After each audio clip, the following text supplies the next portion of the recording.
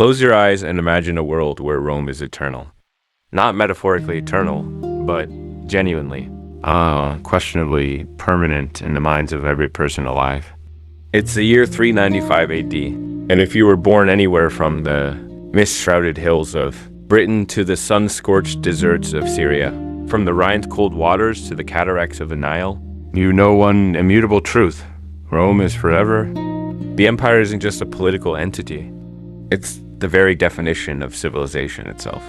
To be Romang isn't merely a matter of citizenship. It's a state of being, a relationship with eternity. Picture the world as a Romang. Citizen would have seen it in these twilight years of the 4th century. The empire sprawls across 3 continents, encompassing roughly 2 million square miles of territory. Within its borders live between 50 and 90 million souls, perhaps a quarter of the entire human population. The Mediterranean Sea Mare Nostrum, our sea, as Romans call it, is nothing more than a Roman lake. Its every shore touched by the eagle standards of Rome's legions. The great cities of the empire pulse with life. Constantinople, the new Rome gleaming with fresh marble and gold. Alexandria, where the wisdom of the ages is preserved in countless scrolls. Antioch, where east meets west and bazaars fragrant with spices. Rome itself, the eternal city, still proud despite its fleeting glory. Its population of perhaps 800,000, souls living among monuments, that speak of a power that has endured for over a millennium. The infrastructure of this vast empire is staggering, almost incomprehensible in its scope and ambition. More than 250,000 miles of roads connect the furthest reaches of the empire, straight as arrows, built so well that many will still be used 1,500 years hence. Along these roads, imperial messengers can travel to 50 miles per day, carrying news and commands from the heart of power to the distant frontiers. Aqueducts, those magnificent stone serpents, carry fresh water across valleys and mountains to cities that have grown dependent on their constant flow. In Rome alone, 11 major aqueducts deliver roughly 300 gallons of water per person per day, a supply that won't be matched by any modern city until the 20th century. The economic system is equally impressive. A single currency bearing the emperor's image is accepted from Hadrian's Wall to the Euphrates. A merchant in Londinium can conduct business in Carthage using the same coins. The grain fleets that sail from Egypt to feed Rome's populace operate like clockwork, part of a logistics system that manages to feed a city of nearly 1 million people in an age. Without refrigeration, without motorized transport, without any of the tools we consider essential for such an undertaking. Trade goods flow along sea routes and caravan paths, silk from distant China, amber from the Baltic, ivory from Africa, spices from India. The economy is so sophisticated that it even has a form of banking, with letters of credit allowing merchants to transfer funds across the empire without physically moving gold.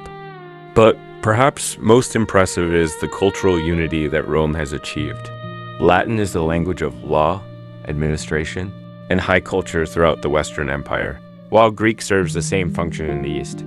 A student educated in Britain can quote Virgil to a scholar in Syria and be understood.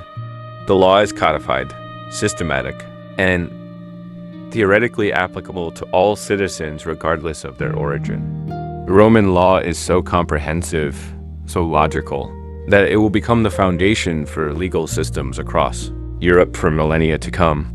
The concept of citizenship itself has been revolutionary, extended gradually from the city of Rome to all free inhabitants of the empire. By 212 AD, creating a political identity that transcends ethnicity, language, and local tradition. For a person living in 395 AD, Rome isn't just powerful. It's the framework through which reality itself is understood. The empire has existed for so long that it seems to be a feature of nature rather than a human creation. It has survived civil wars, barbarian invasions, economic crises, and military disasters. It has endured the year of 4 emperors, the crisis of the 3rd century, and countless succession struggles. Each time, Rome has emerged, if not stronger, then at least still standing. The empire has a kind of institutional immortality. Emperors come and go, sometimes violently, but the empire endures. Dynasties rise and fall, but Rome remains. It has been said that Rome wasn't built in a day. And surely something that took so long to build, something so vast and complex, cannot simply disappear. The military might of Rome seems overwhelming, though the legions are no longer, composed primarily of Italian citizens as they were in the days of the Republic. They remain formidable. The army numbers perhaps 400,000 to 500,000 men, organized into legions in the interior and limited frontier, troops along the borders. These soldiers are professionals, trained in tactics that have been refined over centuries of warfare. They man fortifications that stretch across entire continents. The stone wall that Hadrian built across Britain, the fortified frontier along the Rhine and Danube, the desert forts that guard against raiders from beyond the eastern frontiers. Behind these walls, Roman civilization flourishes, while outside lies barbarism, chaos, the unknown. Yet on this night in 395 AD, as we stand at this moment in history, we can see what the Romans themselves cannot. They are living through the last days of the unified empire.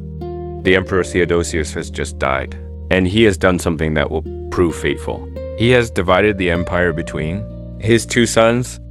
Arcadius, barely 18 years old, receives the east with its capital at Constantinople.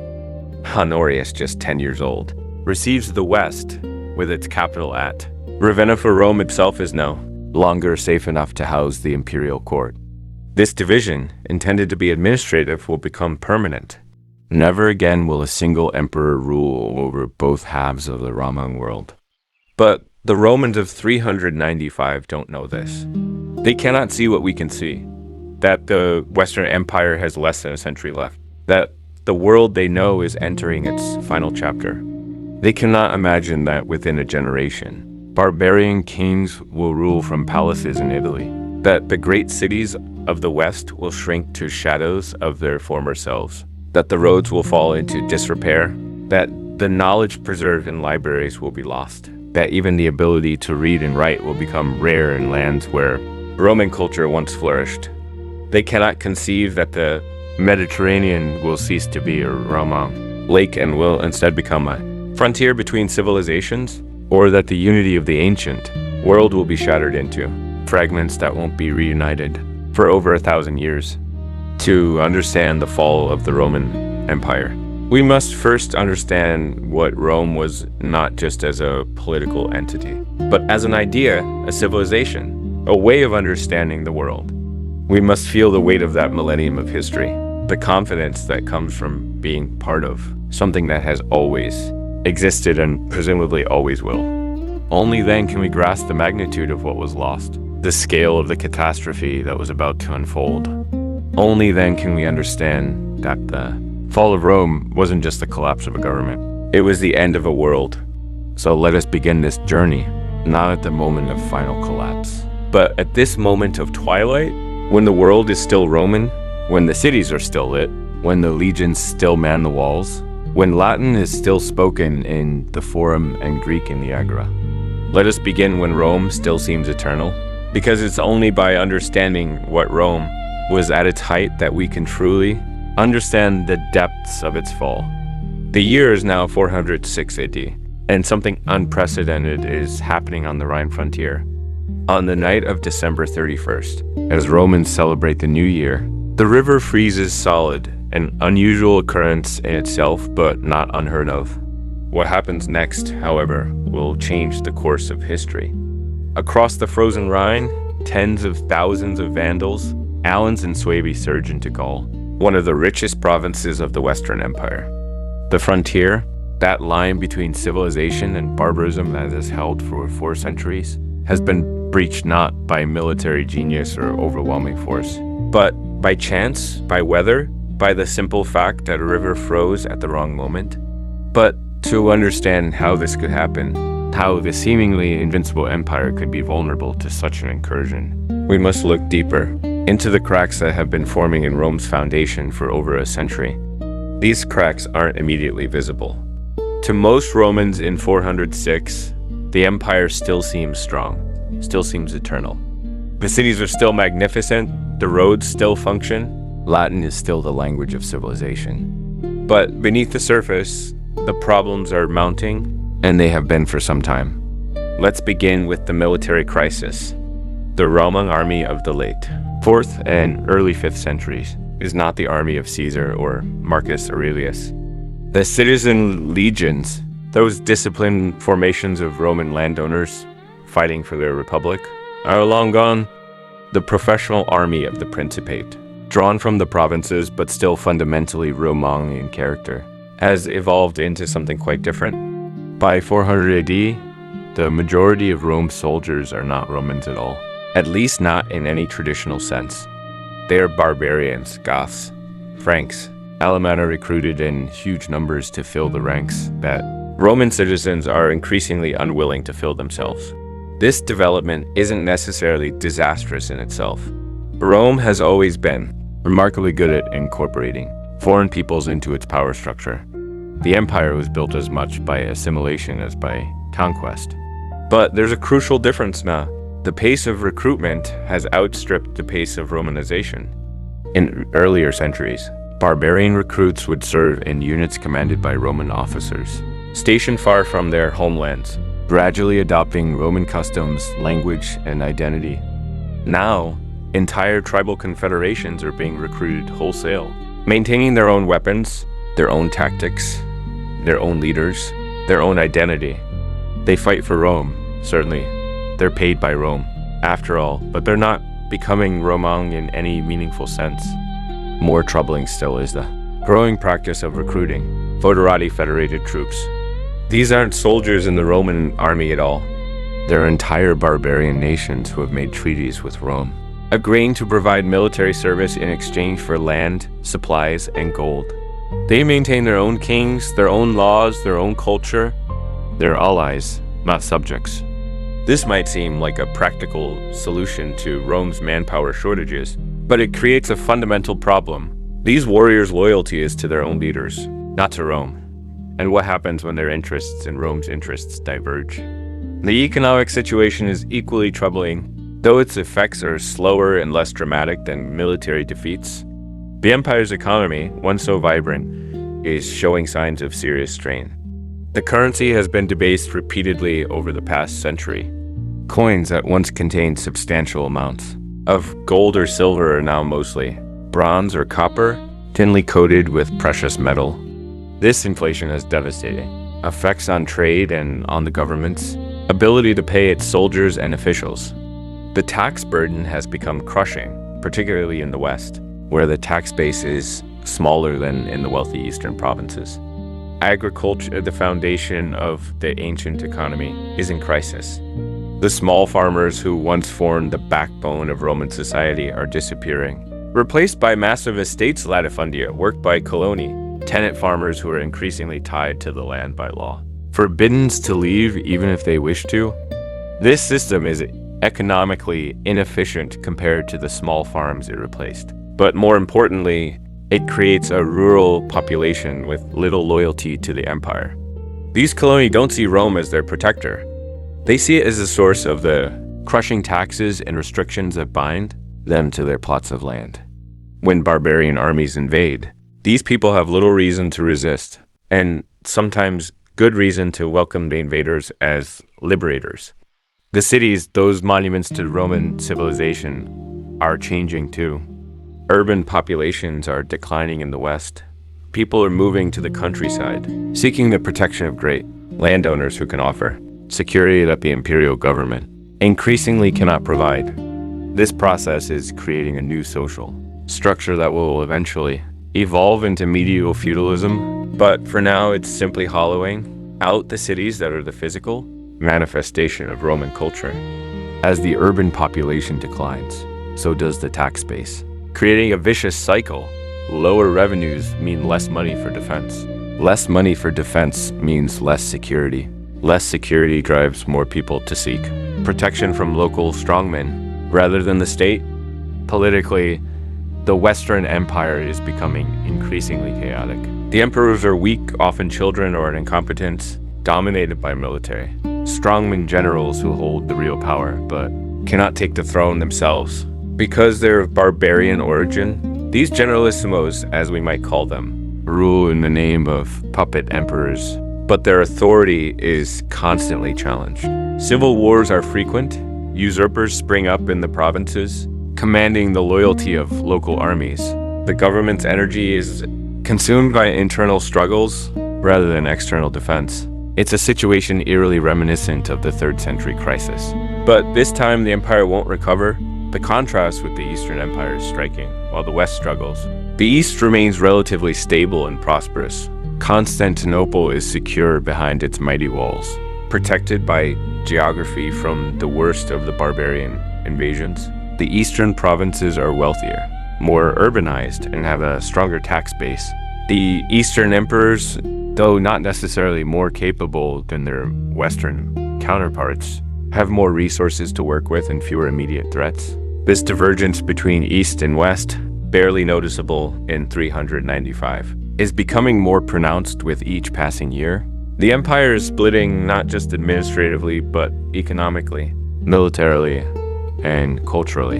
There's also a religious dimension to these cracks in the foundation. Christianity, which only became the empire's official religion under Theodosius in 380, is transforming Roman society in ways that are both positive and negative for imperial unity.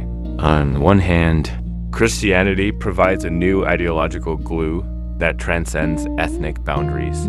Christian Goth and Christian Romang have something in common that goes deeper than citizenship. On the other hand, theological disputes are becoming politically divisive. The Arian heresy, which denies the full divinity of Christ, is particularly popular among the Germanic peoples, while the empire officially supports Nicene Christianity. This religious divide will complicate relations between Romans and barbarians for generations. The church is also competing with the state for resources and loyalty. Monasteries are drawing men who might otherwise serve in the army. The church is accumulating vast landholdings that are tax exempt. Bishops are becoming more important than imperial officials in many cities, providing leadership, charity, and authority that the failing imperial government cannot. This isn't necessarily bad. Church will help preserve some Ramang culture through the coming Dark Ages, but it represents a fundamental shift in where power and authority lie. Perhaps most fundamentally, there's a crisis of confidence. Romans in the early 5th century are not as certain of their civilization's superiority as their ancestors were. Centuries of contact with barbarian peoples have revealed that these barbarians aren't mindless savages, but people with their own cultures, their own virtues, their own ways of organizing society. Some Romans are even beginning to see barbarian society as somehow purer, less corrupt, more vigorous than decadent Rome. This cultural pessimism saps the will to resist. Why fight and die for an empire that seems to be rotting from within? All of these factors, military, economic, political, religious, psychological, are interconnected, each problem exacerbating the others. A weakened military requires higher taxes. Higher taxes drive economic decline.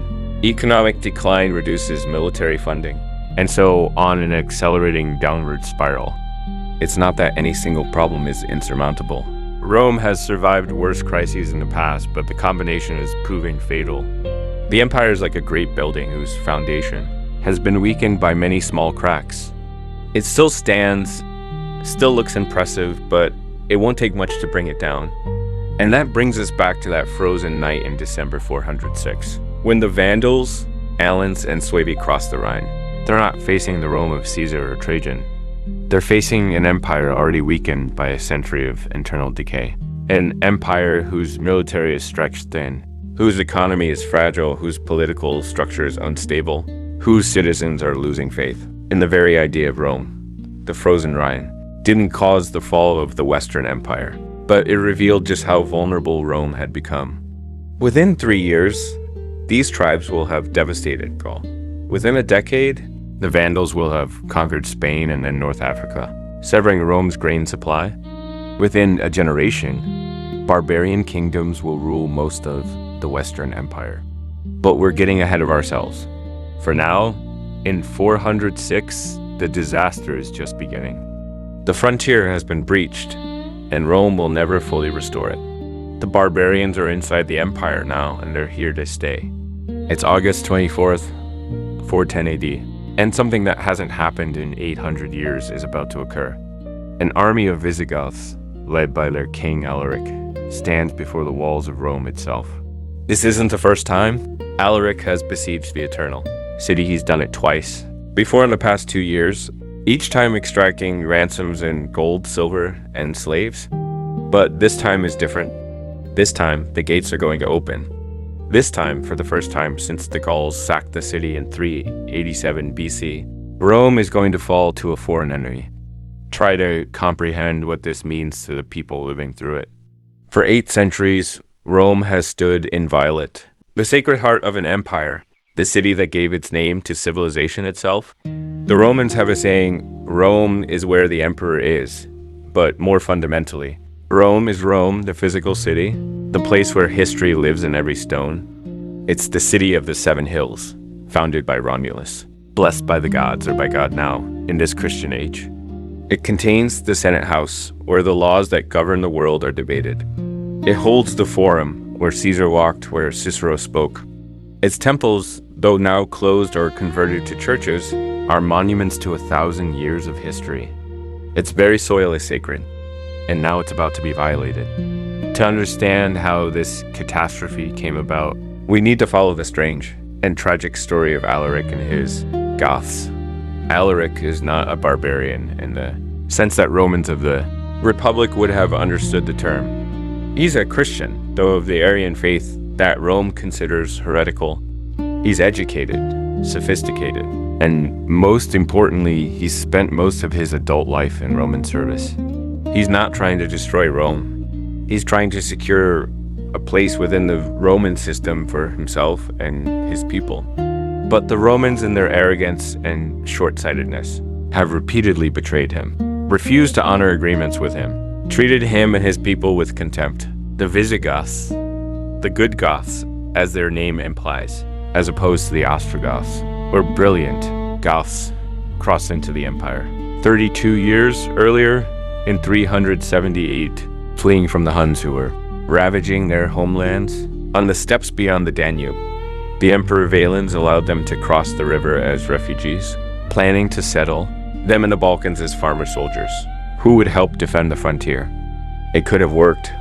The Goths were desperate, grateful, willing to integrate into Roman society. But corrupt Roman officials exploited them mercilessly, starving them, abusing them, even allegedly selling their children into slavery.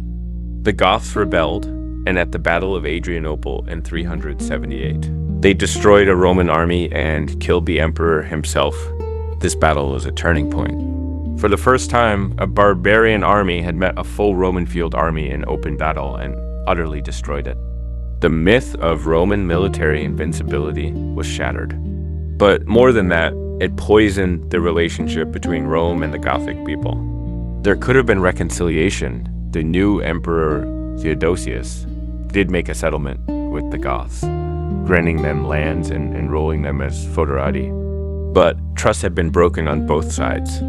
Alaric, who fought at Adrianople as a young warrior, grew up in this atmosphere of mutual suspicion. He served in the Roman army, distinguished himself, rose to command.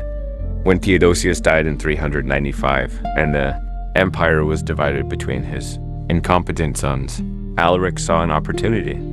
The Goths elected him king, and he demanded what he thought his service entitled him to: recognition as a Roman general, land for his people, supplies, respect.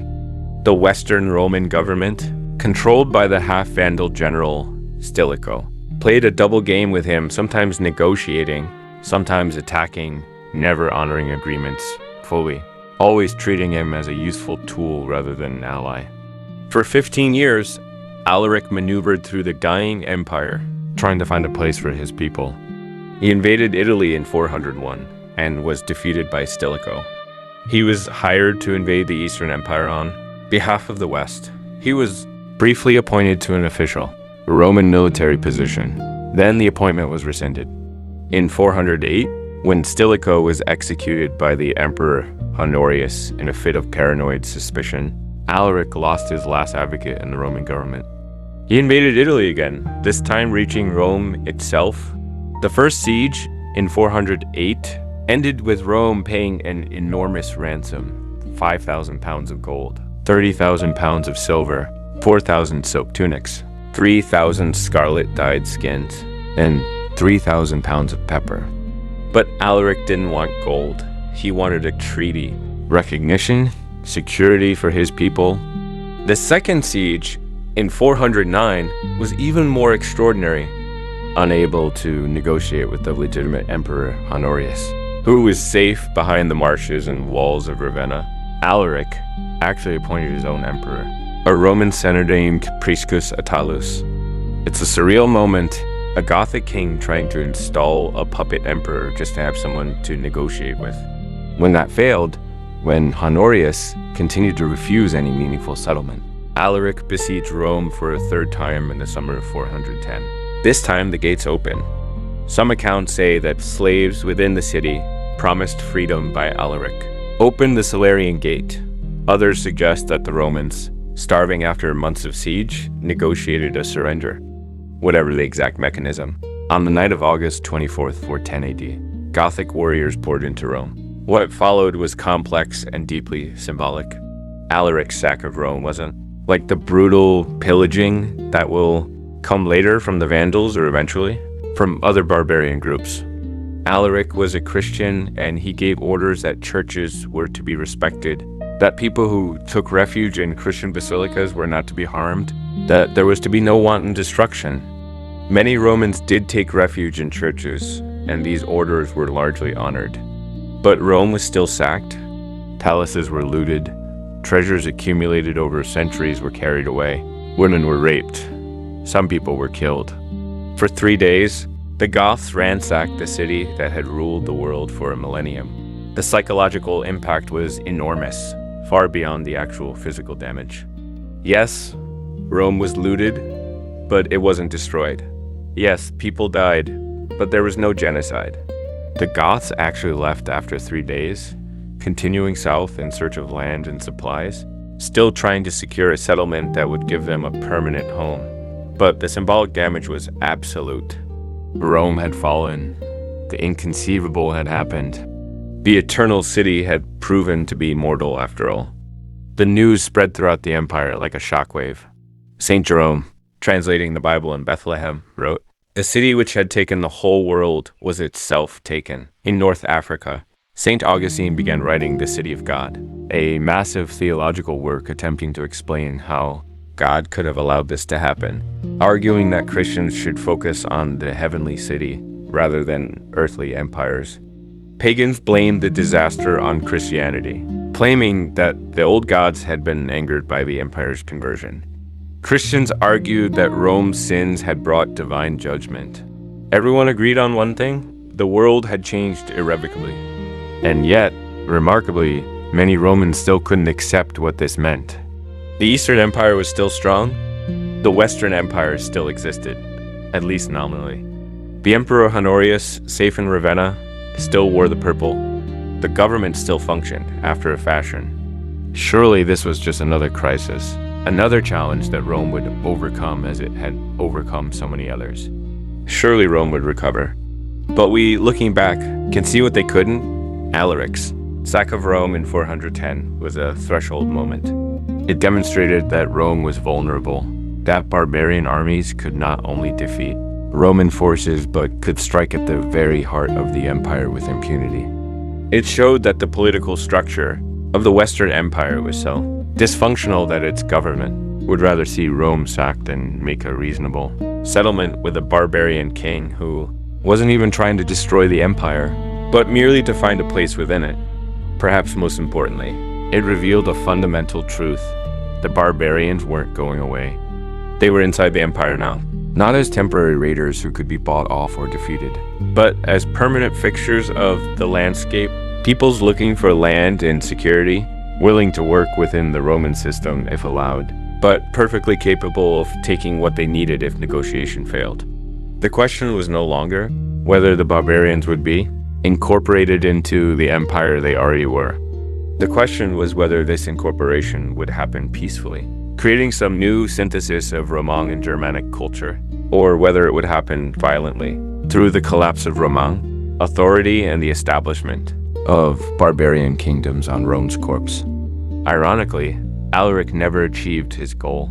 He died later in 410, somewhere in southern Italy, still searching for land for his people, still hoping to reach North Africa where he might finally establish a secure Gothic kingdom under nominal Roman authority. His people buried him in the bed of the Busento River, diverting the water, laying him to rest with his treasures, then releasing the river to flow over his grave so that no one could ever find and disturb it. Then the Visigoths, led by Alaric's successor, marched back north and eventually settled in southern Gaul and Spain, where they would establish a kingdom that would last for 3 centuries. But in August 410, as the Goths march out of Rome laden with loot, as the shocked citizens emerge from the churches where they've taken refuge, as the news begins to spread throughout the empire, one thing is clear: Rome, the eternal city, has proven to be mortal. The impossible has happened. And if Rome can fall, what can be considered safe, or it can be considered permanent? The psychological foundations of the Roman world are cracking just as surely as the political and military ones. The fall of the Western Roman Empire is often dated to 476, when the last emperor was deposed. But in many ways, the empire really fell in 410, when the illusion of Roman invincibility was shattered forever. Everything that comes after is merely the slow-motion collapse of a structure whose heart has already stopped beating. The year is 429 AD, 19 years after the sack of Rome, and something unprecedented is happening in North Africa. An entire barbarian nation is crossing the Strait of Gibraltar, moving from Spain into the wealthy Roman provinces of Mauritania and Numidia. These are the Vandals, led by their cunning king Genseric, and their crossing of the strait represents a new phase in the collapse of the Western Empire. Unlike the Visigoths, who still maintained a pretense of serving Rome, the Vandals come as conquerors. And the land they're invading isn't just any province, the breadbasket of the Western Empire, the source of the grain that feeds Italy and Rome itself. To understand the significance of this invasion, we need to understand what North Africa means to Rome, the provinces of North Africa, roughly corresponding to modern Tunisia, eastern Algeria, and western Libya, are among the richest in the entire empire. The region has been Roman for over 5 centuries. Since the destruction of Carthage in 146 BC, it's been thoroughly Romanized, dotted with magnificent cities. Carthage itself, rebuilt as a Roman metropolis. Hippo Regius, where Augustine serves as bishop. Leptis Magna, with its stunning marble monuments. Dozens of others. The countryside is prosperous, producing vast quantities of wheat and olive oil on great estates, owned by some of the wealthiest families in the empire. But North Africa's importance goes beyond its wealth. It's strategic in a way that's hard to overstate. The grain fleets that sail from Carthage to Ostia, Rome's port, are essential to feeding the population of Italy. The Western Empire has already lost effective control of Britain, much of Gaul, and most of Spain to various barbarian groups. Egypt and the eastern grain supply belong to the Eastern Empire now. North Africa is the last major source of grain still firmly under Western Roman control. If it falls, the economic foundation of the Western Empire collapses. Genseric understands this perfectly. He's one of the most capable barbarian leaders of the entire era. A brilliant strategist who will rule the Vandal kingdom for nearly 50 years.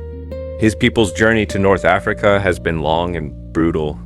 The Vandals began this migration back in 406, when they crossed the frozen Rhine along with the Alans and Suevi for 2 decades. They ravaged Gaul and then moved into Spain, fighting Romans, fighting other barbarian groups. constantly on the move, always searching for security. But Spain offers no permanent solution. It's under constant pressure from the Visigoths, who are expanding their own kingdom.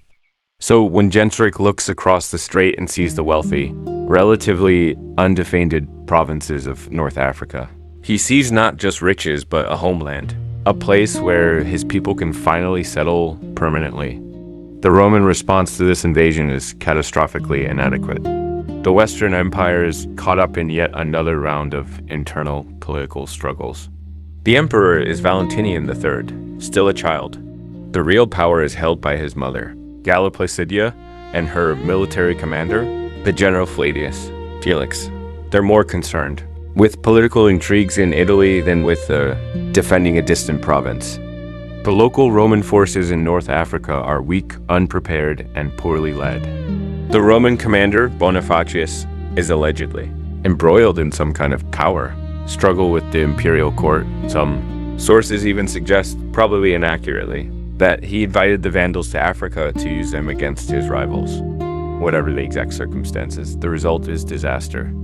The Vandals sweep through Mauritania and into Numidia, meeting little effective resistance.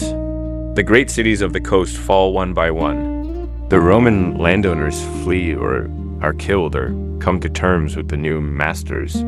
The church property is confiscated. Genseric and his Vandals are Arian Christians, and they treat the Catholic Church as an enemy, seizing church lands and wealth, exiling bishops, sometimes persecuting the Catholic population. Augustine, the greatest theologian of the age, dies in 430 as the Vandals besiege his city of Hippo Regius. It's a symbolic moment. As the old Roman world dies, so does one of its greatest minds.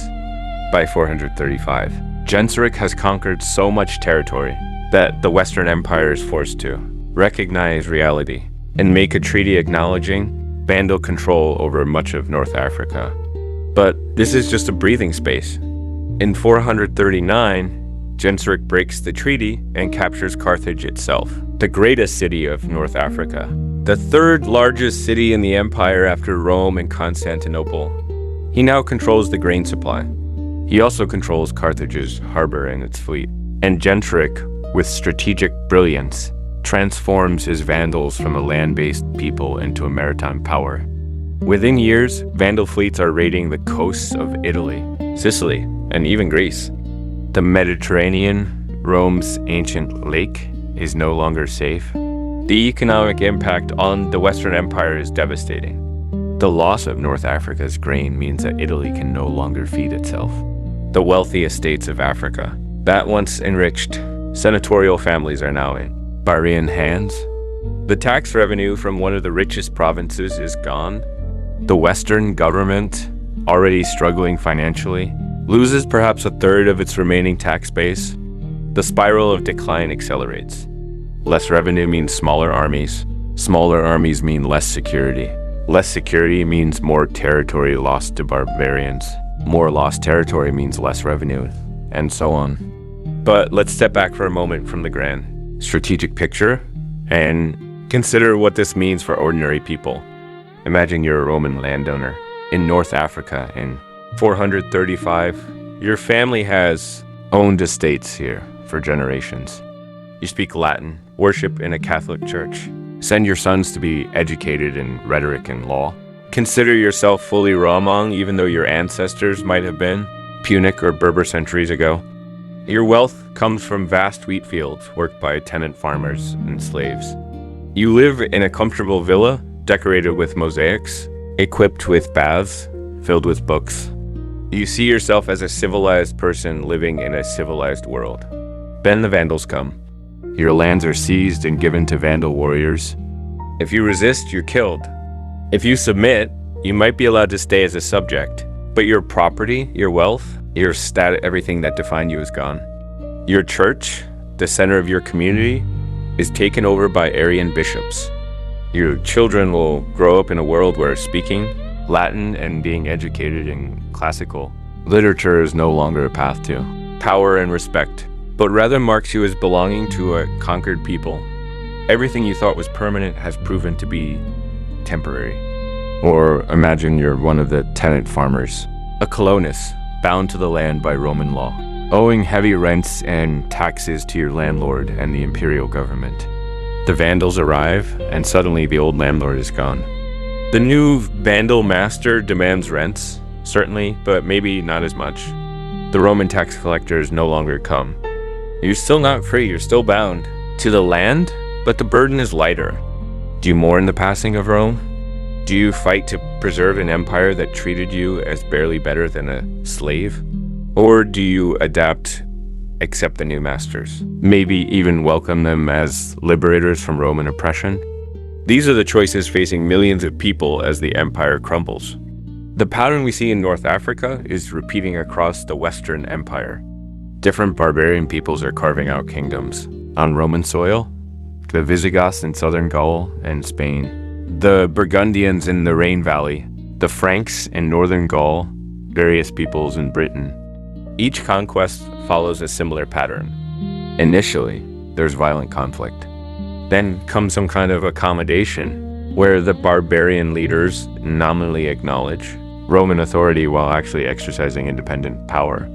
Finally, the pretense is dropped, and barbarian kingdoms emerge as the true successors to Roman authority in their regions. What's crucial to understand is that these barbarian kingdoms aren't trying to destroy Roman civilization, they're trying to take it over.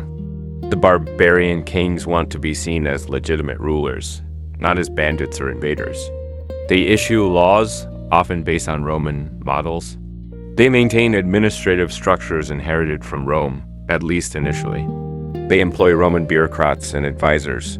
They often continue to acknowledge, nominally at least, the authority of the emperor in Italy or Constantinople. They're not replacing the Roman system. They're becoming the new masters of it. But in the process, they're transforming it beyond recognition.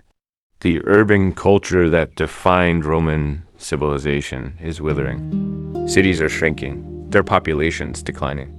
The great public buildings, the baths, the theaters, the forums are falling into disrepair. The complex economic system that linked the Mediterranean world is fragmenting into local economies.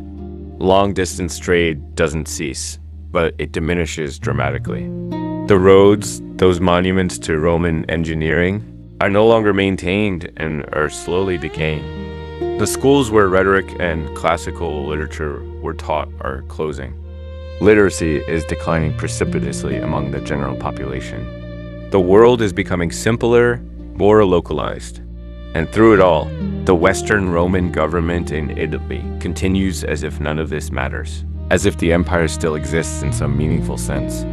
Emperors still reign in Ravenna, though they're puppets of barbarian generals who hold the real power. The Senate still meets in Rome, still passes decrees, still debates as if their decisions matter. Official documents are still issued in the name of the emperor. Coins are still minted with imperial portraits. The forms of empire persist even as the substance drains away. It's like watching a ghost, the shade of something that's already dead but doesn't yet realize it.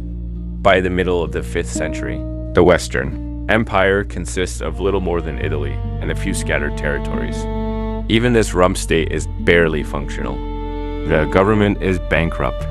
The army is composed almost entirely of barbarian federates, whose loyalty is questionable. The authority of the emperor extends only as far as the swords of his barbarian generals can enforce it. And even this cannot last much longer.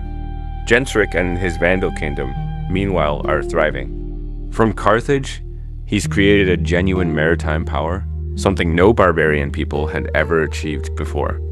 His fleets raid with impunity, and in 455, he will achieve what even Alaric never did. He will sack Rome again, and this time the sack will be far more thorough, far more devastating. The Vandal sack will give us the word vandalism, and while this is somewhat unfair to Genseric, he was no mindless destroyer. It speaks to the terror his name inspired. The Vandal kingdom will last nearly a century, until it's finally conquered by the Byzantine Empire in 533. But that's getting ahead of our story. For now, in the 430s and 440s, as the Vandals consolidate their hold on North Africa, as their prowl the Mediterranean, as the grain that once fed Rome flows instead into Vandal storehouses, the death of the Western Empire becomes inevitable. An empire without resources cannot field armies. An empire without armies cannot defend its territory. An empire without territory is not an empire at all. It's just a pretense, a fading memory of past glory. The Western Empire has entered its final death spiral, and nothing can save it now. It's June 451 AD, and the largest armies that Europe has seen in generations are facing each other on the Catalonian plains in what is now northeastern France. On one side stands Attila, king of the Huns, the man the Romans call the scourge of God, leading a vast confederation of Huns and Germanic peoples. On the other stands an equally strange coalition, Romans under the general Flavius, Aetius fighting alongside their recent enemies, the Visigoths, united by the existential threat that Attila represents. The Battle of the Catalonian Plains, also called the Battle of Chalons, is one of the decisive moments in the death of the Western Empire, though not in the way you might expect. To understand this moment, we need to understand the Huns and their terrifying king. The Huns are a nomadic people from the steppes of Central Asia, horse archers of extraordinary skill whose arrival in Europe in the 370s set off the chain of migrations that ultimately overwhelmed the Western Empire.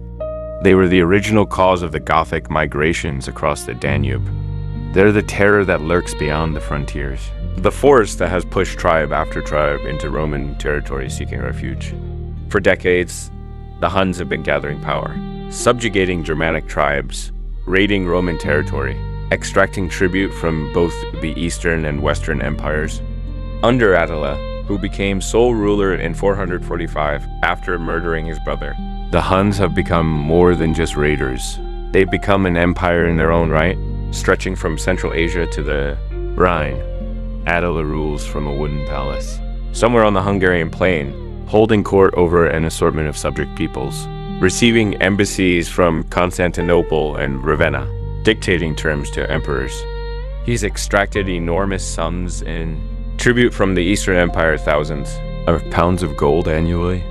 He's a figure of nightmare to the Romans, described in their sources as ugly, savage, merciless, though some of these accounts also hint at a certain grudging respect for his intelligence and statesmanship. In 451, Attila has turned his attention westward. The exact reasons are disputed. Some sources suggest he was invited to intervene in a Frankish succession dispute, others that he was motivated by a bizarre appeal from the Western Emperor's sister, Honoria, who allegedly sent Attila her ring and asked him to rescue her from an unwanted marriage, which Attila interpreted as a marriage proposal and a claim to half the Western Empire as her dowry. Whatever the immediate cause, the deeper reason is clear. Attila sees the Western Empire as weak, divided, ripe for conquest or at least for massive plunder. His invasion of Gaul is devastating. The Hun army, perhaps 50,000 strong, supplemented by Germanic warriors from subject tribes, sweeps across the Rhine. Cities are besieged, captured, sacked. The population flees before the advancing horde. Attila's reputation for cruelty, whether deserved or exaggerated, precedes him, and the terror is almost worse than the reality. Stories circulate of entire cities destroyed, populations massacred, prisoners impaled or enslaved. Orleans is besieged and nearly falls. It seems nothing can stop the Huns from ravaging all of Gaul. But then something remarkable happens. Rome's last great general, Flavius Aetius, assembles an army to meet the threat. Aetius is himself half barbarian, the son of a Roman general and a Gothic mother. He spent time as a hostage among the Huns in his youth and actually knows Attila personally. He understands barbarian warfare better than any Roman of his generation. More importantly, he understands that defeating the Huns requires more than just Roman forces. It requires unity among all the peoples. Threatened by Attila's ambitions, Aetius creates what might be the last effective Roman field army in the West. But it's a strange Roman army indeed. The core is composed of whatever. Roman troops can be scraped together from Italy and Gaul, but the bulk consists of barbarian federates, Visigoths under their king Theodoric I, Franks, Burgundians, Alans, even some Sarmatians. This army of Romans and barbarians. Recent enemies fighting side by side against a common threat. Marches to intercept Attila. The battle itself is. Confused ancient battles usually are with conflicting accounts of what exactly happened. We know it was massive, probably involving well over 100,000 combatants in total. We know it was bloody, some sources claim tens of thousands died, though these numbers are probably exaggerated. We know that the Visigothic king Theodoric was killed in the fighting, and we know that the battle ended inconclusively. Attila's advance was stopped. He retreated from Gaul with his army largely intact. Aetius didn't pursue. Both sides claimed victory, but the strategic result was clear. Attila's invasion had been checked. The battle is important not primarily for military reasons, though. It's important because of what it reveals about the state of the Western Empire.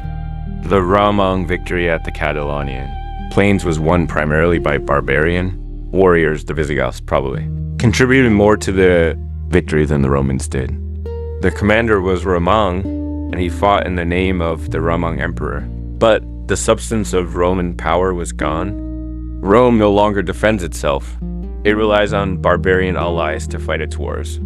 Even more tellingly, Aetius didn't destroy Attila when he had the chance. According to some sources, he deliberately held back, allowing the Huns to retreat intact. Why? Because Aetius understood that Attila and the Huns were useful. They were a threat that justified Aetius's power, an enemy that kept his barbarian allies in line. If the Hun threat disappeared, what would keep the Visigoths and Burgundians loyal? What would prevent them from turning on the weakened empire? Aetius needed Attila alive, needed the threat to continue.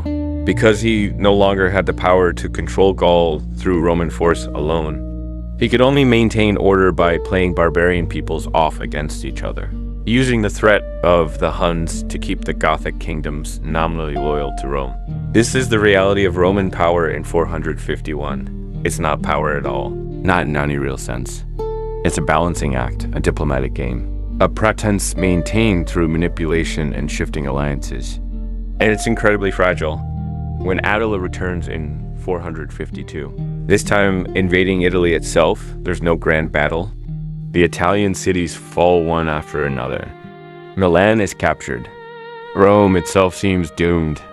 But then Attila suddenly withdraws, his army ravaged by disease and possibly short on supplies. And perhaps influenced by Pope Leo, the first personal appeal to spare the city, Attila dies the next year, allegedly on his wedding night. And the Hun Empire immediately fragments as his sons fight over the succession. The Hun threat evaporates almost as quickly as it appeared. But if the Hun threat made clear the weakness of the Western Empire, what happens next reveals terminal dysfunction. In 454, the Emperor Valentinian III, paranoid and foolish, personally murders Aetius, convinced that his general is plotting to seize the throne. It's an act of breathtaking stupidity. Aetius was the last man capable of holding the Western Empire together. The last competent military leader, the last person who understood how to manage the complex web of alliances and threats that kept the barbarian kingdoms nominally subject to Rome. Without him, there's nothing holding the system together. Valentinian himself is murdered the next year, allegedly by former soldiers of Aetius seeking revenge. The throne passes to a series of increasingly powerless emperors, puppet rulers controlled by barbarian, generals who are themselves locked in power. Struggles with each other, the government loses what little effectiveness it had. The barbarian kingdoms and the provinces, no longer restrained by Aetius's skillful diplomacy or threatened by the Huns, begin acting with complete independence. The Vandal king Genseric, sensing opportunity, launches a naval expedition against Italy in 455. His fleet sails into the Tiber, and Rome is sacked for the second time in half a century. This sack is worse than Alaric's. For 14 days, the Vandals systematically strip Rome of everything valuable. Temples are looted, palaces emptied. Even the copper roofing of buildings is torn down and carried away. Thousands of Romans are taken as slaves, shipped back to Carthage. The Empress Eudoxia and her daughters are among the captives. It's a humiliation so complete that it defies description. And yet, somehow the Western Empire still continues. Emperors still reign, at least in name. The government still functions after a fashion, but everyone can see that it's finished. The empire is a corpse that doesn't know it's dead, kept animated by bureaucratic momentum and the unwillingness of anyone to speak the obvious truth. The barbarian generals who control the real power in Italy are becoming bolder, less willing to maintain the fiction of serving the emperor. They're beginning to ask themselves an obvious question. If we hold the real power, if we command the armies, if we control the territory, why do we need a Roman emperor at all? Why not just rule directly? The answer to that question will come in 476, but already in the 450s. In the aftermath of Attila's invasions, in the smoking ruins of the twice-sacked city of Rome, in the empty throne left by Aetius's murder, that answer is becoming clear. The Western Roman Empire is dead. All that remains is to bury it. September 4th, 476, a date that will be remembered as the end of the Roman Empire in the West, though those living through it might not have recognized it as such. On this day, a barbarian general named Odoacer deposes the last Western Roman emperor, a teenager named Romulus Augustulus, whose name is a cruel joke of history Romulus, after Rome's legendary founder and Augustulus, Little Augustus, a diminutive of the name of Rome's first emperor. The boy emperor is pensioned off, sent to live in comfortable retirement in a villa in Campania. He's not murdered. He's not even particularly important. He's simply irrelevant, and his removal is less a dramatic revolution than administrative formality. The final paperwork on an empire that had ceased to exist in any meaningful sense years, or even decades earlier. But to understand why this date marks the end, and what exactly is ending, we need to trace the chaotic final decades of the Western Empire and understand what the empire had become by 476, after the death of Aetius in 454 and Valentinian III in 455. The Western Empire entered its final death spiral. Over the next 21 years, the throne would be occupied by 9 different emperors, some reigning for years, others for months or mere weeks. Most were puppets, controlled by barbarian generals who held the real military power in Italy. The pattern was always the same. A general would make and unmake emperors, rule in their name, fight rivals for control, and eventually be overthrown or killed by another ambitious general. The territories nominally subject to these phantom emperors were shrinking constantly. By the 460s, the Western Empire consisted of little more than Italy itself, and even Italy was not fully under imperial control. The north was dominated by barbarian federates. The south was subject to raids from the Vandals in North Africa. The islands Sicily, Sardinia, Corsica were lost to Vandal conquest. Gaul was divided among the Visigoths, Burgundians, and Franks, with only a small territory around the city of Soissons remaining, under the control of a Roman general named Syagrius, who ruled independently of the imperial government. Spain was Visigothic. Britain had been abandoned completely. Decades earlier, it was now a patchwork of Anglo-Saxon kingdoms and Celtic statelets. North Africa belonged to the Vandals. The Balkans were part of the Eastern Empire. What did it mean to be the Western Roman Emperor in 475? It meant ruling over a territory roughly equivalent to modern Italy, commanding an army composed almost entirely of barbarian federates whose loyalty was to their own leaders rather than to Rome, presiding over a bankrupt government that could barely pay its soldiers, sitting on a throne, Ravenna, while pretending that the barbarian kings who ruled the former provinces were still somehow subject to imperial authority. It was a fiction, a shadow play, and everyone knew it. The man who became emperor in 475, Romulus Augustulus, was the son of a Roman general named Orestes, who had previously served Attila the Hun as a secretary before returning to Roman service. Orestes seized power in Italy, deposed the reigning emperor Julius Nepos, and installed his own teenage son as emperor. It was just another coup in a long series of coups, except that it would be the last. Romulus Augustulus never controlled more than Italy, never issued significant legislation, never fought a battle, never did anything particularly noteworthy. He was a figurehead for his father's rule, and when his father was overthrown less than a year later, the boy became irrelevant. The man who overthrew Orestes was Odoacer, a barbarian general probably of Syrian or Thuringian origin, though the sources disagree, who commanded a segment of the Federate troops in Italy.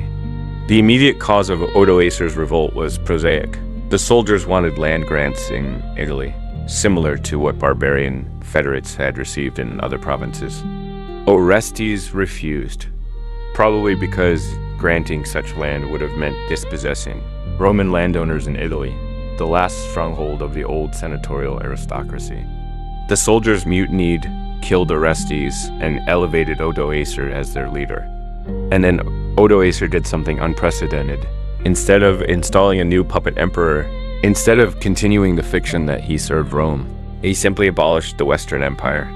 He pensioned off Romulus Augustulus, sent the imperial regalia, the purple robes, the diadem, the throne to Constantinople, and informed the Eastern Emperor Zeno that the West no longer needed its own emperor.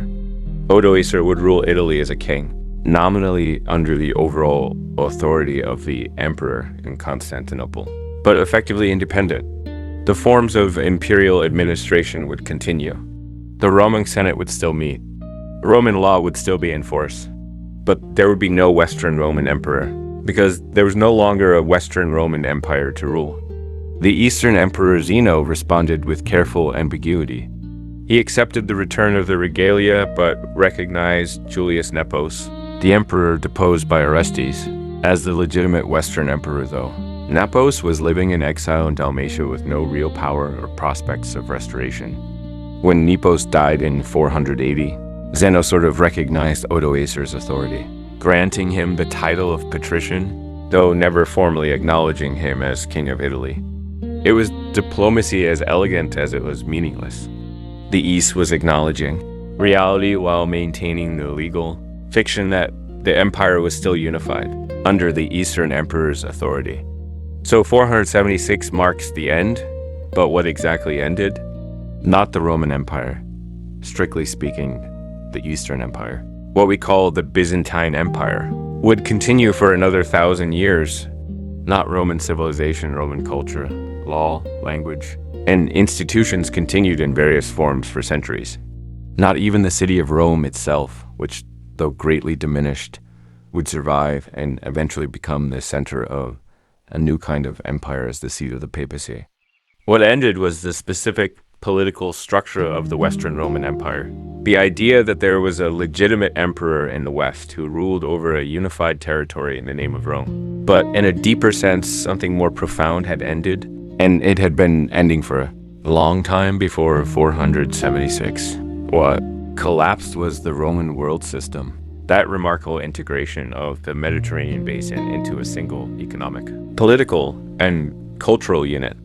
For over half a millennium, you could travel from Britain to Syria, speaking the same languages, Latin and Greek, using the same currency, subject to the same laws, protected by the same legions, participating in the same cultural traditions.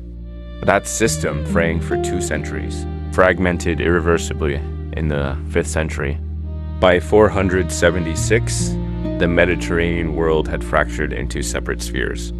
The East, centered on Constantinople, remained wealthy, powerful, culturally vibrant, and would continue as a great power for centuries.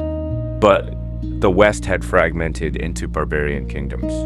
Odoacer's kingdom in Italy, the Visigothic kingdom in Gaul and Spain, the Burgundian kingdom in the Rhine Valley, the Vandal kingdom in North Africa, the Frankish kingdoms in northern Gaul, various Anglo-Saxon kingdoms in Britain.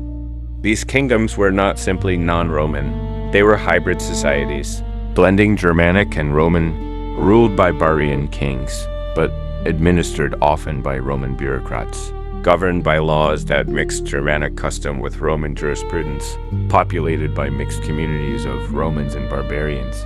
The urban culture that defined Roman civilization was dying in the west. The cities were shrinking, their magnificent public buildings falling into ruin, the complex economic networks that had bound the Mediterranean world together were breaking down. Long-distance trade diminished, though it never entirely ceased. Literacy declined dramatically outside of the church. Knowledge of Greek, which every educated Roman once possessed, disappeared in the West. Even Latin was evolving, fragmenting into the various Romance languages that would eventually emerge. The sophisticated, cosmopolitan, urban civilization of Rome was giving way to a simpler, more rural, more localized world. This process, which we call the Dark Ages in the West, wasn't entirely negative.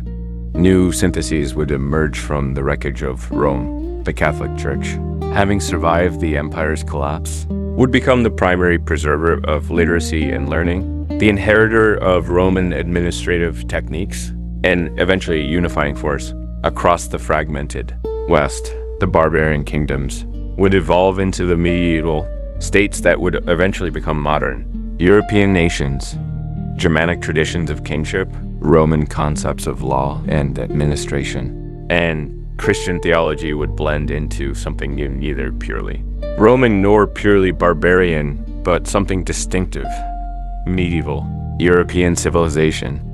But none of this was clear in 476. To those living through the end, it must have seemed like the collapse of civilization itself. The world that had existed for as long as anyone could remember was gone. The future was uncertain, frightening. The barbarians were no longer outside the gates. They were sitting on thrones, minting coins with their own images, issuing laws in their own names. The certainties that had structured life for generations had dissolved. A landowner in Gaul or Italy had to navigate a new reality where speaking Latin, knowing classical literature might be less useful than understanding Germanic custom and maintaining good relations with barbarian neighbors. Romulus Augustulus, the last emperor, lived out his days in quiet retirement, dying sometime in the early 6th century in obscurity. He was perhaps the luckiest of the last emperors. He survived. He was comfortable, he was left alone. But his name lived on as a symbol, a bookmark in history, marking the place where one world ended and another began. When people asked, when did the Roman Empire fall? The answer was 476, when Odoacer deposed Romulus Augustulus. It was neat, simple, memorable, even if it was somewhat misleading. Because the empire didn't fall in a single moment. It declined over centuries, eroded by internal decay and external pressure, transformed slowly into something else. The traditional date of 476 is a convenient fiction, a way of marking on our timeline a process that had no single moment of ending. But fictions can be useful. They help us organize our understanding of the past. And there's something fitting about using the deposition of an emperor named after Rome's founder and first emperor to mark the end of Rome's empire in the West. History loves poetry like that. Even if reality is always messier than the stories we tell about it. The Roman Empire in the West is gone, but we're left with profound questions that echo through the centuries. What exactly was lost when Rome fell? Why did it fall? Could it have been saved? And what survived of Roman civilization in the ruins of the empire? These aren't just academic questions for historians, they're fundamental inquiries into the nature of civilization itself, into how complex societies rise, endure, and ultimately collapse. Let's begin with what was lost, because the losses were staggering. The most obvious was political unity. For over half a millennium, the Mediterranean world had been united under a single government. This unity created peace, the pax, or manna, that allowed for unprecedented prosperity and cultural exchange. When the empire fragmented, so did the peace. The early medieval period saw constant warfare between the barbarian kingdoms, between kingdoms and the Byzantine Empire, between kingdoms and internal rivals. The Mediterranean Sea, once Rome's lake where merchants sailed safely, became a frontier, a barrier between civilizations rather than a highway connecting them. Piracy flourished. Trade diminished. The easy movement of people, goods, and ideas that characterized the Roman world became difficult and dangerous. Economic integration collapsed along with political unity. The sophisticated Roman economy, with its international trade networks, standardized currency, and specialized production, gave way to much more localized economies. The great estates still produced surplus crops, but increasingly for local consumption rather than distant markets. Cities, which had been centers of consumption sustained by imports from across the empire, shrank as their economic rationale disappeared. Manufacturing became less specialized. Why invest in producing high-quality pottery for export when trade networks have broken down? Better to make simpler goods for local use. The overall standard of living, at least for urban populations, declined significantly. Perhaps most tragically, knowledge was lost. The collapse of urban culture meant the collapse of the educational system that had transmitted classical learning. The schools where Romans learned rhetoric, philosophy, mathematics, and literature closed down. The libraries, those repositories of ancient wisdom, were abandoned or destroyed. Books, which had to be laboriously copied by hand, became rare and precious. Literacy rates, which had been remarkably high in urban Roman society, plummeted. By the 6th century, probably less than 1% of the Western European population could read, compared to perhaps 10 to 20% or more in major Roman cities at their peak. The specific knowledge lost is heartbreaking to contemplate. Works of literature, philosophy, science, and history that had been preserved for centuries disappeared. As the last copies decayed or were destroyed, we know of hundreds of Roman authors whose works have been completely lost. We have their names from references in surviving texts, but nothing they wrote survived the centuries of chaos and neglect. In engineering and architecture, practical knowledge was forgotten. The techniques for building aqueducts, for creating waterproof concrete, for constructing dome buildings were lost and had to be painstakingly rediscovered centuries later. Medical knowledge declined. Even basic public health measures like the Roman emphasis on clean water supplies and public baths were abandoned.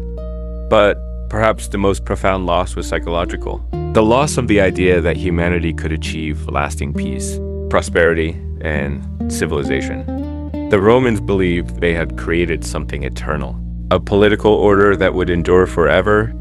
Its collapse suggested that all human achievements are temporary, that civilization itself is fragile, that the darkness always waits to rush back in when order fails.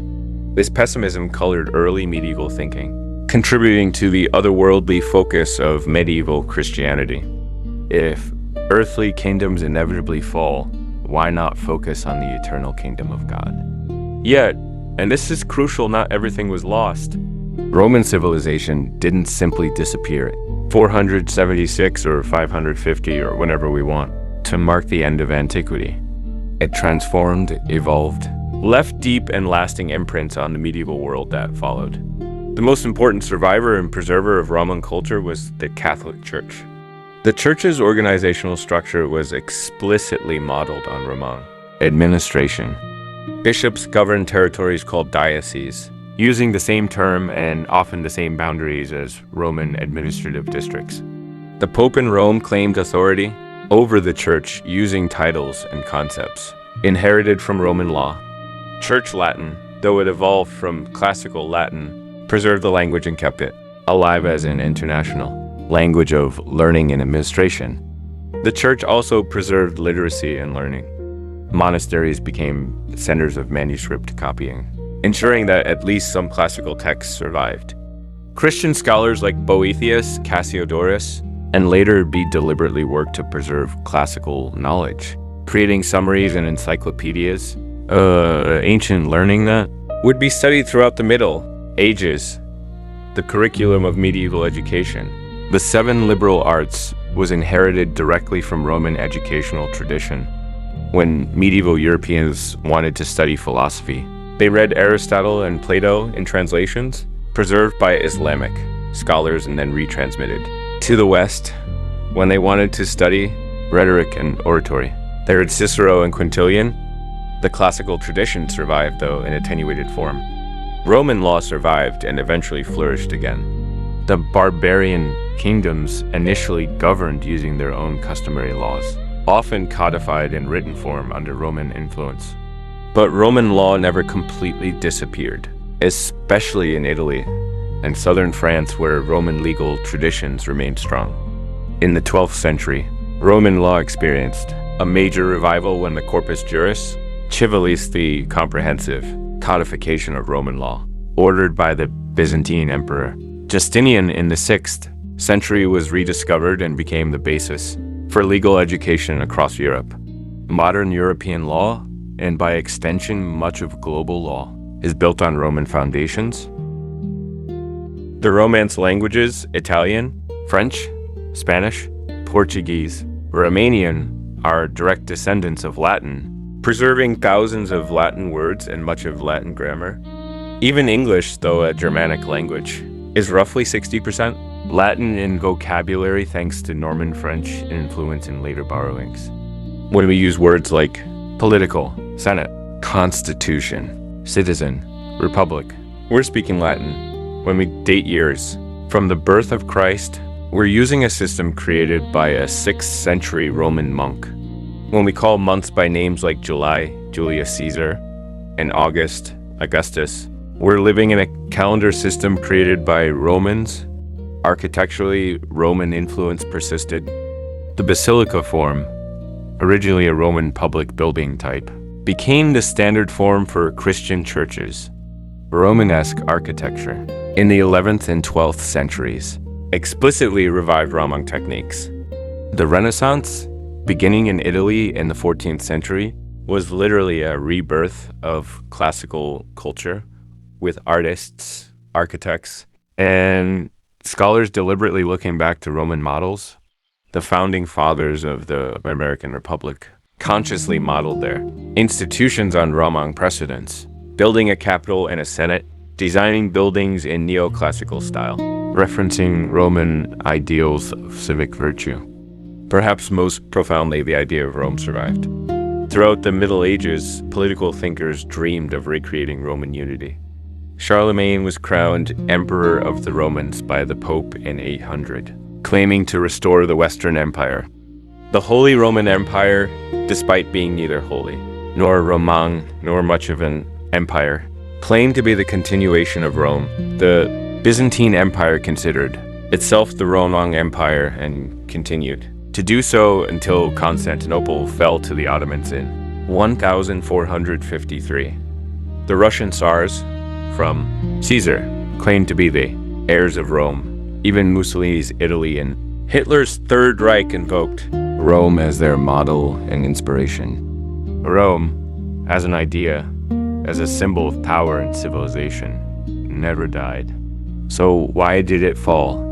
Historians have proposed hundreds of explanations over the centuries, and there's no scholarly consensus even today. Climate change and disease? The lead pipes poisoning the Roman water supply? Deforestation and soil exhaustion? Decadence and moral decay? Christianity sapping civic virtue? The end of territorial expansion, ending the flow of slaves and plunder? Excessive taxation, destroying the economy? Barbarian invasions? Civil wars? All of these have been suggested, and most contain some truth. The reality is that the fall of Rome was probably overdetermined. There wasn't one cause, but many causes working together, creating a cascade of failures.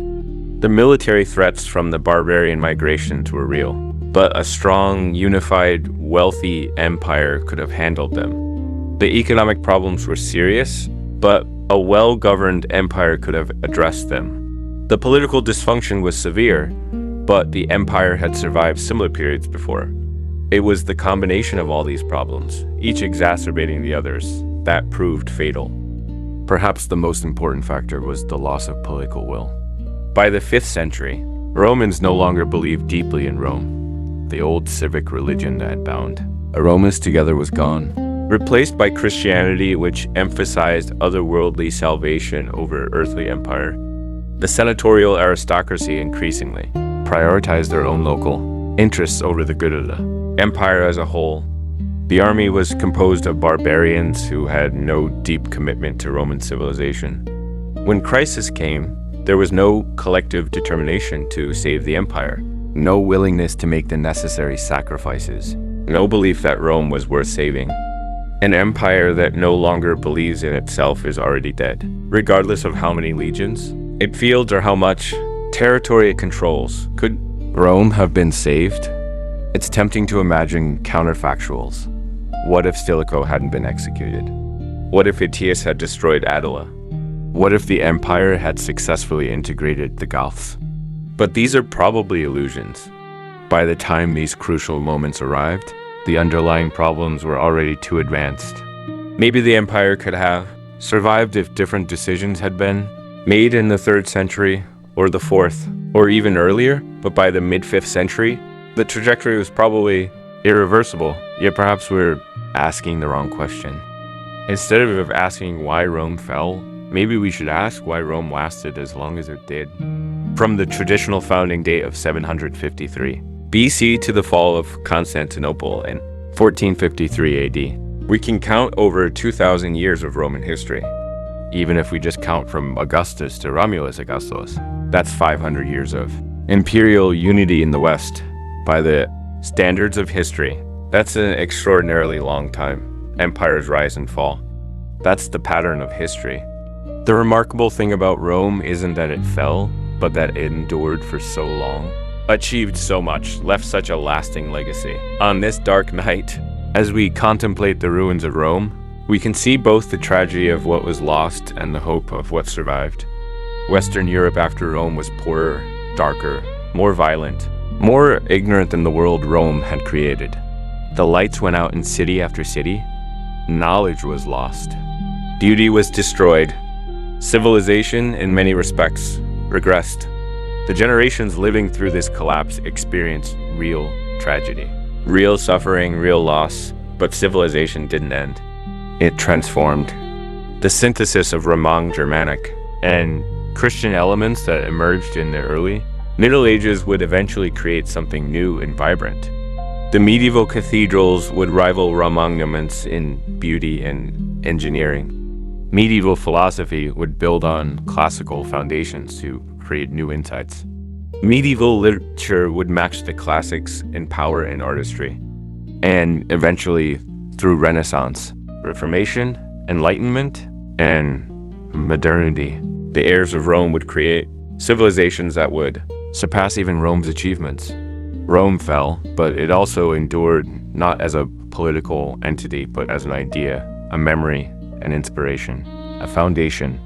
Every time we speak a Romance language, every time we cite Roman law, every time we admire classical architecture, every time we debate in a Senate or elect representatives to a republic, we're living in Rome's shadow, walking among its ruins, building on its foundations.